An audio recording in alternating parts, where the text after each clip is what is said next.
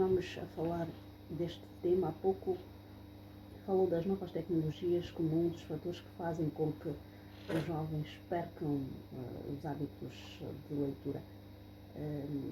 Quais são, na sua opinião, os outros fatores que influenciam os jovens a lerem menos?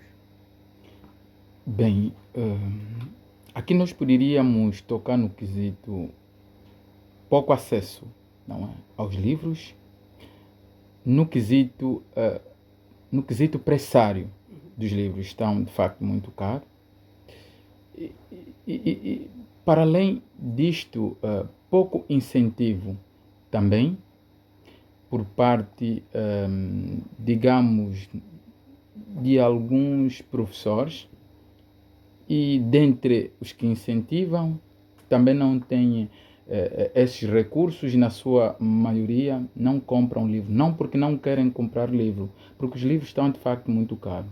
Entende-se, nós não temos uma produção boa de livro, temos que importar tudo, e isto tem de facto dificultado a situação. Mas ainda assim nós temos outros métodos, por exemplo, para ganharmos hábito à leitura, para termos acesso aos livros. Hoje há muita gente a vender livros nas ruas e estes livros custam um preço não muito elevado, e nós podemos. Hoje em dia, com tantas distrações como as redes sociais, como YouTube, TikTok ou outras, a leitura ainda consegue competir com estas redes. Acha que a tecnologia pode ser também uma aliada da leitura? Na verdade, a tecnologia é uma aliada da leitura, mas é necessário sermos educados como usarmos as tecnologias. Aí está o problema. As tecnologias vieram-nos invadir, mas sem uma educação prévia de como poderíamos usar as mesmas.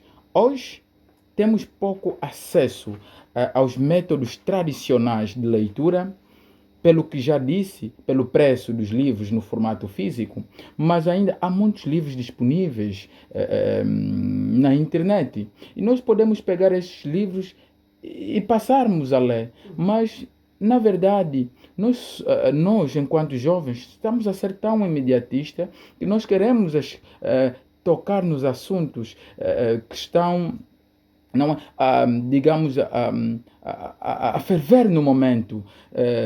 Por exemplo, nós queremos nós queremos ganhar visibilidade, e nós pensamos que ganhar visibilidade é publicar qualquer coisa. Falando E nisso, mesmo, Daniel, que géneros literários, daquilo que tem observado, acha que os jovens hoje têm preferência? Bem, a pergunta é um pouco tendenciosa e devemos responder de uma forma cautelosa.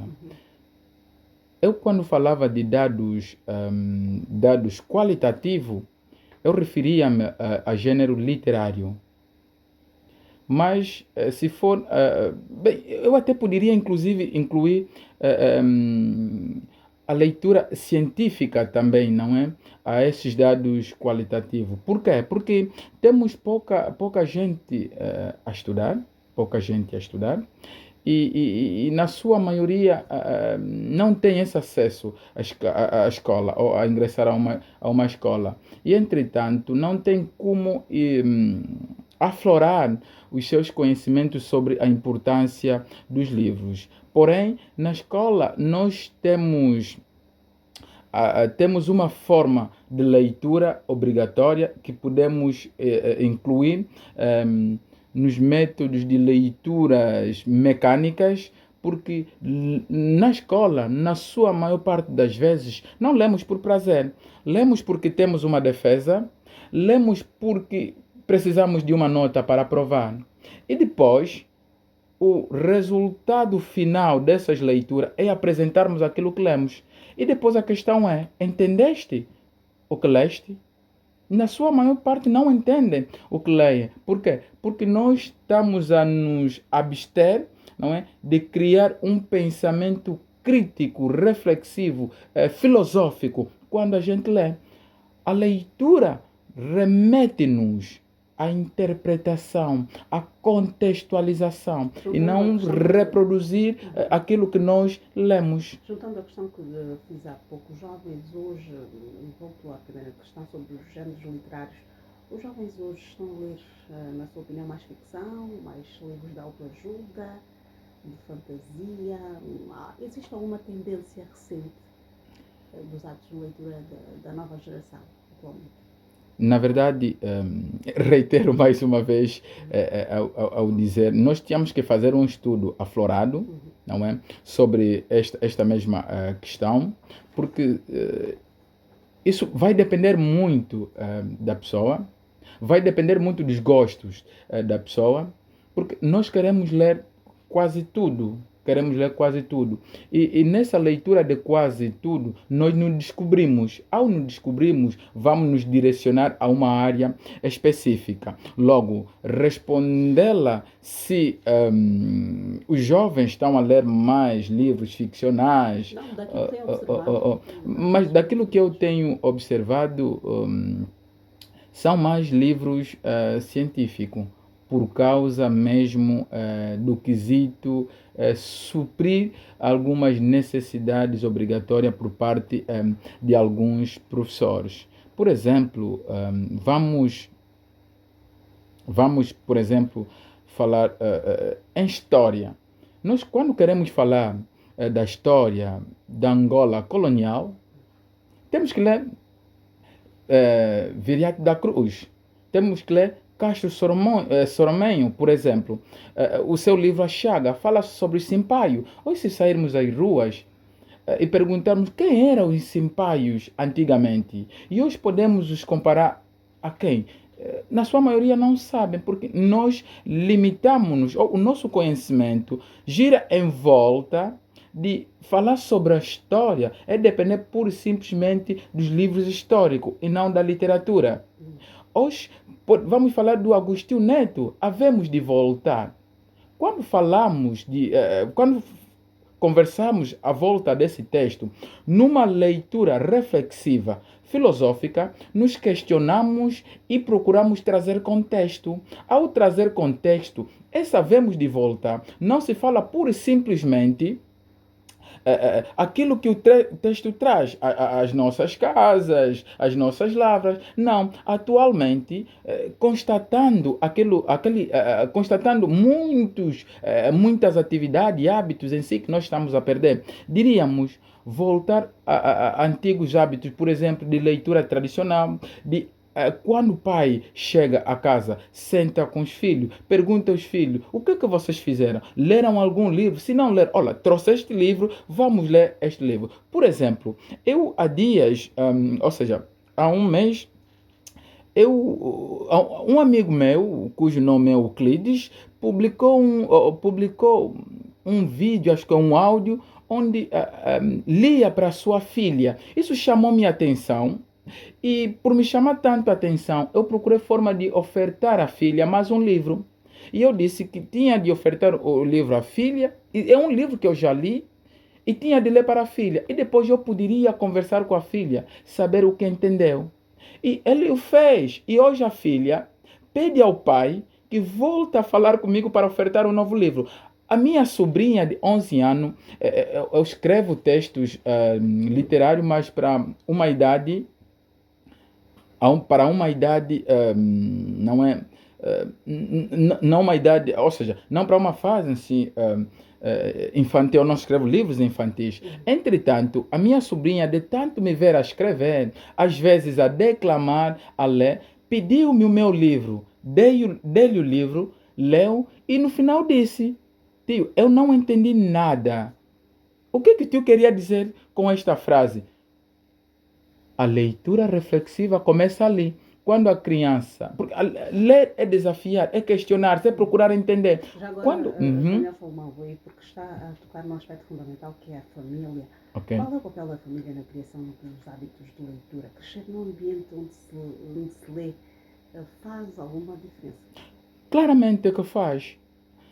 Crescer numa família onde se cria onde se cria hábitos, não é, de leitura, nós encontraremos ou depararmos com crianças que de facto sabem conversar, têm vocabulários muito bem apurados, sabem de facto conversar relativamente a certos assuntos, inclusivamente conseguem até um certo ponto trazer um diálogo demorado, questionado, porque os pais incentivam isto. Isso é um estímulo, não é, que os pais dão aos filhos e conseguem também falar sobre a história. Principalmente nós, enquanto angolanos, passamos por uma fase que as crianças hoje não sabem aquilo que os nossos pais passaram, mas existem livros e na sua maior parte das vezes estão nos livros literários. Aí está junto à seguinte questão, portanto, do incentivo à leitura. Como é que nós podemos tornar, por exemplo, para a criança, tornar a leitura obrigatória, mas mais atrativa, sobretudo para os mais jovens, a nova geração? Porque é preciso chamar-lhes a atenção para a leitura. Claramente. Diante dessa questão mesmo, às vezes eu pergunto-me, conversamos com os nossos filhos, são questões muitíssimo importantes que parecem banais, mas não. Conversamos com os nossos filhos. Hoje, nós, enquanto pais, estamos preocupados em oferecer um telemóvel, em fazermos dinheiro, em apresentarmos desculpas aos nossos filhos que o pouco tempo que nós temos para fazer dinheiro, para você estar na escola, para amanhã tu seres alguém.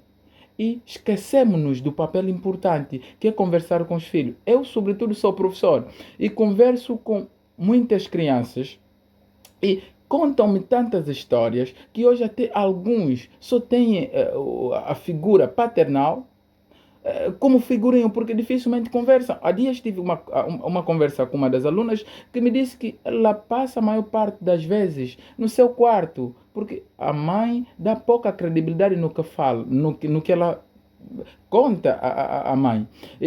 A mãe, e sempre que ela traz uma informação, a mãe dá pouca importância, a mãe descredibiliza a mesmíssima criança. Logo, tudo começa ali. É conversando que nós vamos conhecer as nossas filhas, os nossos filhos. E a partir dessas conversas, nós saberemos o que eles gostam, o que não gostam. E a partir daquilo que eles gostam, nós vamos trazer certas tarefas para eles. Por exemplo, eu se comprar um livro que tanto gosto, lerei este livro e depois contarei a minha filha num ambiente calmo, numa conversa calma, contarei sobre aquilo que eu li, as informações que obtive deste livro e trazer alguns suspenses para que a criança pergunte. A partir do momento que a criança passar a perguntar, nós logo nos aperceberemos que nós podemos atuar aqui, deixarmos isso e depois contextualizar. Tudo Já bem agora, que usar... Daniel, que estratégias acredita que podem ser eficazes para promover a leitura entre os jovens? E aproveitamos para pedir já uma mensagem para o público mais jovem, que é o jovem da nossa conversa. Bem, diria, criar clubes de leitura é de facto importante e hoje houve um momento que soava muito os clubes de leitura que incentivavam a juventude, não é, a ler. E em casa, um dos métodos de levarmos as nossas crianças, sobretudo, a gostarem de leitura é nós, enquanto pais, exemplificarmos em frente delas. Quando nós exemplificamos em frente delas, eles começam a perceber que os nossos pais gostam de leitura.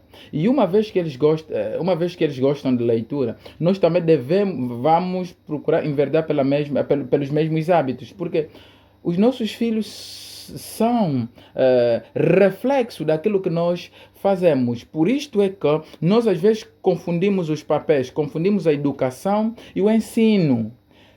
Uma criança que dificilmente lê tem comportamentos não abonatórios. isto não é uma tarefa do professor lapidar esta mesma criança. Isto é reflexo digamos, este é o reflexo da educação que tem em casa. Porque quando em casa os pais criam esses hábitos de leitura, de conversa em si com os filhos, os, os, os filhos trazem aquilo à escola. E a partir das conversas que os professores vão tendo com os filhos, vão logo percebendo que em casa possivelmente que esses filhos são tratados desse jeito, daquele jeito. E a partir deste conhecimento que trazem, os professores no âmbito de ensino procurarão lapidar e enriquecer aqueles conhecimentos que trazem. Tudo começa de casa, não é? E começando de casa, os professores vão pura e simplesmente, como disse, lapidar, aflorar e trazer aqueles conhecimentos que os pais não podem oferecer aos filhos. Daniel Salomão, queremos agradecer as suas contribuições à volta deste tema. Estamos a caminhar para os momentos finais desta edição.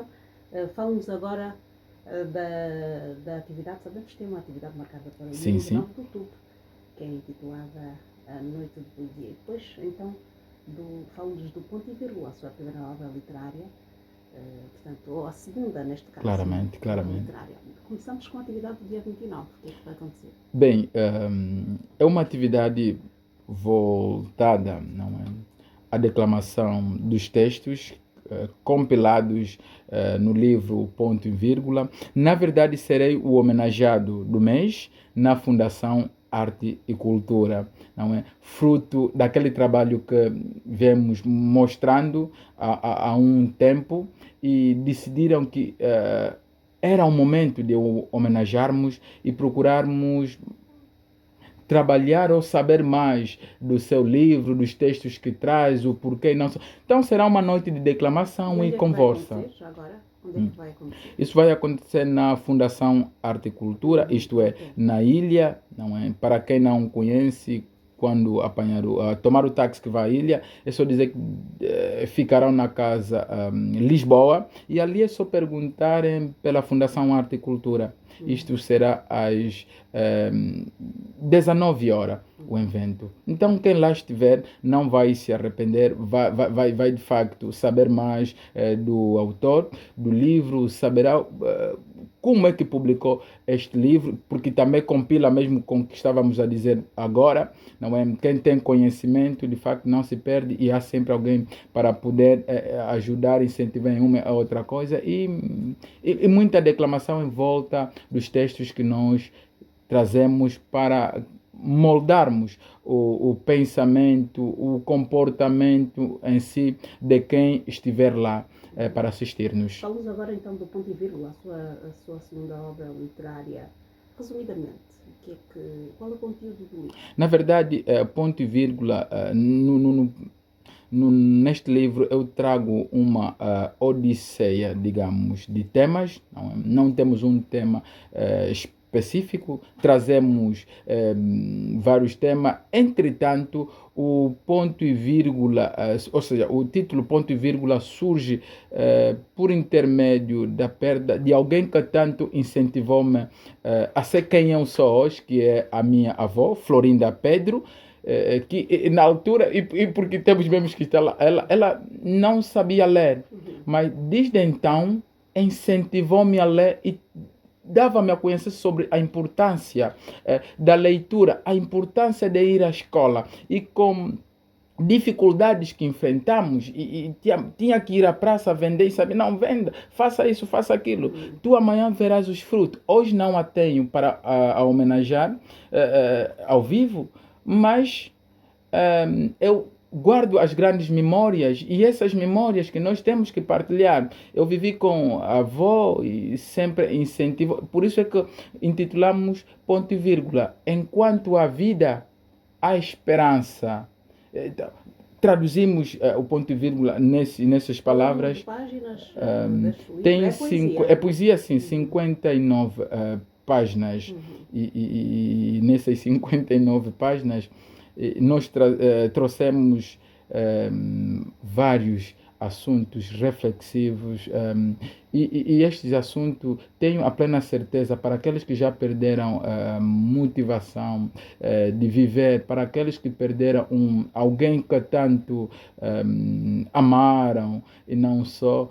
Este livro dá esperança que a vida continua após morte, e aqueles que estiveram lá para conosco continuarão a estar lá, desde que não nos desvinculemos daqueles ensinamentos que nos deixamos, porque nós conseguimos sentir essas energias enquanto africanos, que aprendemos desde muito cedo que às vezes a minha avó contava-nos: olha, eu sonhei isto sobre a sua irmã, por exemplo, a irmã que quando faleceu, depois de alguns meses partilhou comigo que sonhou que eu tinha que cuidar do fulano, da fulana, e eu presto pouca atenção, essas pessoas têm de fazer isso. E eu questionava sempre: será que os mortos comunicam?